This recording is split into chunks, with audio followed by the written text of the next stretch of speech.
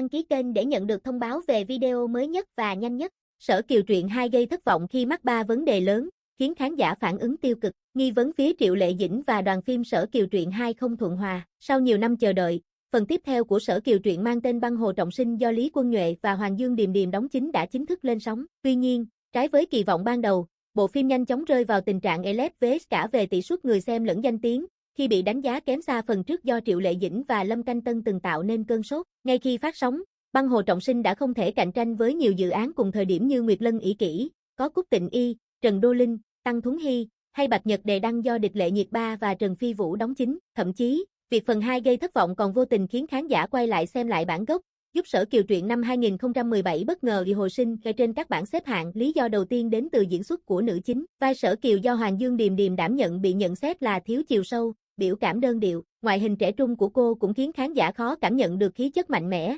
từng trải của một nhân vật vốn đã trở thành biểu tượng trong lòng người xem. Hoàng Dương Điềm Điềm cũng không tỏa ra được khí chất mạnh mẽ, rắn rỏi, khiến người ta tin cô là một nữ tướng oai hùng, là nữ tướng quân khiến bao kẻ thù nghe đến tên phải khiếp sợ. Thành thật mà nói, nữ diễn viên trông chẳng khác nào trẻ con mượn trang phục người lớn mặc tạm, rồi chơi đánh trận giả. Diễn xuất của nữ diễn viên cũng non nớt, thường xuyên mở to mắt hoặc trợn mắt để biểu lộ cảm xúc. Hai nhân vật có biến chuyển tâm lý phức tạp là Yến Tuân và Nguyên Thuần cũng tỏ ra đuối sức trong Băng Hồ Trọng Sinh. Nguyên Thuần vốn là nàng công chúa trong sáng, nhưng trải qua cú sốc mất đi tình yêu cũng như phải chịu đựng nhiều tủi nhục, nàng dần trở nên độc ác. Nhưng Hạ Mộng lại diễn ra một Nguyên Thuần phảng phất mùi trà xanh, khiến nhân vật chỉ còn lại sự đáng ghét chứ không khiến người xem thương cảm nữa. Nam diễn viên Trương Khang Lạc có ngoại hình sáng, hợp vai Yến Tuân, nhưng lại không thể hiện được nội tâm âm u của Yến Tuân. Yến Tuân của nam diễn viên giống một chàng thiếu niên nóng nảy, với cơn giận chỉ ở trên bề mặt, chứ không phải là một thế tử đã trải qua thảm kịch ở Cửu U Đài, dần trở nên thâm trầm, và cơn giận tràn đầy sự đe dọa. Lý Quân Nhuệ vào vai Gia Cát Nguyệt khá mượt về phong thái lẫn các cảnh chiến đấu,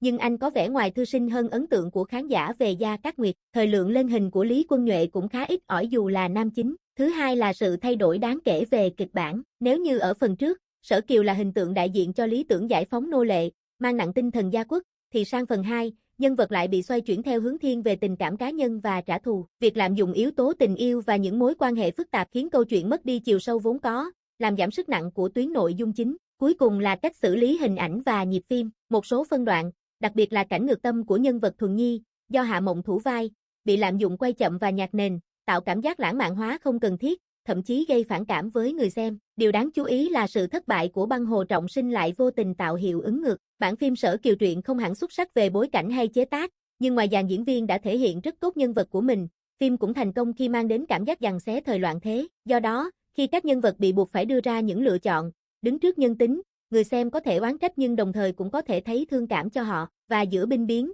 tình yêu lại càng trở nên mong manh hơn, do đó phần nào cũng trở nên đẹp hơn. Vì vậy nhiều khán giả lựa chọn quay lại với Sở 2017 để tìm lại cảm xúc, khiến bộ phim cũ tăng mạnh về lượt xem và thứ hạng trên các nền tảng. Không chỉ vậy, làn sóng hoài niệm còn kéo theo sự chú ý trở lại với các tác phẩm khác của Triệu Lệ Dĩnh, trong đó có Minh Lan truyện. Vì Sở Kỳ truyện và Minh Lan truyện bất ngờ hot trở lại, nên mới đây phía văn phòng làm việc của Triệu Lệ Dĩnh cũng đã đăng lại một đoạn phỏng vấn cũ của nữ diễn viên thời điểm đóng Sở Kiều truyện, kèm dòng chú thích, kể thời gian lặp lại, không phụ niềm tin, sở tâm như cũ. Động thái này nhanh chóng thu hút sự chú ý, bởi thời điểm trùng với lúc phần 2 của bộ phim đang phát sóng. Dù chưa tạo được sức hút như kỳ vọng, Băng Hồ Trọng Sinh lại bất ngờ gây chú ý bởi loạt động thái lạ của ekip Triệu Lệ Dĩnh. Không lâu sau đó, tài khoản chính thức của dự án Băng Hồ Trọng Sinh, tức phần 2 của phim, cũng đăng tải nội dung ẩn ý, ngay trước mặt người khác thì giữ thể diện, sau lưng lại khó mà làm người tử tế. Sống trong thời loạn, tất cả đều phải dựa vào diễn xuất.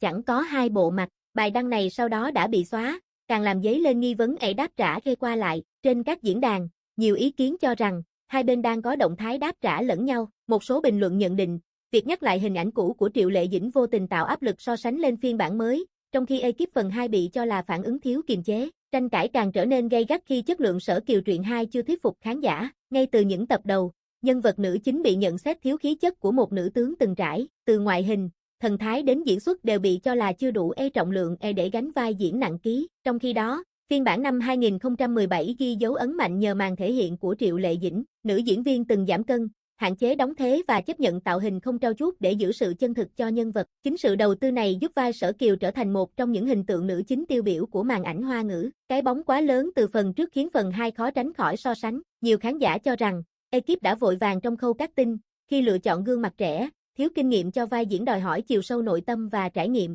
Nhiều người bày tỏ tiếc nuối khi Triệu Lệ Dĩnh và dàn diễn viên của phần 1 Sở Kiều Truyện không tiếp tục đảm nhận phần 2. Tuy nhiên, trên thực tế, không phải Triệu Lệ Dĩnh không được mời, mà là chính cô đã nhiều lần từ chối tham gia Sở Kiều Truyện 2. Theo QQ, quyết định của Triệu Lệ Dĩnh không phải bốc đồng, mà là sự tỉnh táo và sáng suốt sau nhiều năm lăn lộn trong showbiz. Sở Kiều Truyện phát sóng năm 2017 đã trở thành hiện tượng và vai diễn của Triệu Lệ Dĩnh rất được yêu thích. Song, kết thúc của bộ phim bị nhận xét là quá vội vã, để lại nhiều lỗ hổng cốt truyện chưa được giải quyết. Phim lẽ ra có thể được quay trọn vẹn hơn, nhưng vì nhiều lý do, nó vẫn còn quá nhiều khoảnh khắc chưa thỏa mãn. Trong khi đó, ý định ban đầu của công ty sản xuất khi muốn làm phần tiếp theo không phải để cải thiện cốt truyện hay đáp ứng kỳ vọng của khán giả, mà chủ yếu để tận dụng sự nổi tiếng của phần 1 và nhanh chóng thu hút lượng người xem lớn khi thương hiệu vẫn còn đang hot. Điều này dễ dẫn đến kịch bản, khâu sản xuất và logic cốt truyện có thể không đạt tiêu chuẩn của phần phim đầu tiên. Triệu Lệ Dĩnh là diễn viên cực kỳ nghiêm túc với kịch bản và nhân vật. Quan điểm của cô là đóng phim không phải để cho đủ số lượng hay chỉ chú trọng các xê,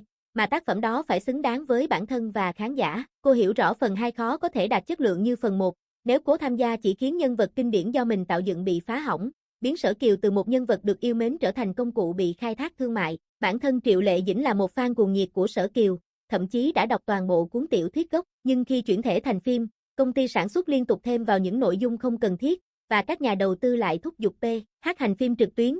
Vì vậy chỉ có 1 trong 3 cuốn tiểu thuyết được chuyển thể trong phần 1. Triệu Lệ Dĩnh từng bày tỏ tiếc nuối, hụt hẫng vì kịch bản bị cắt.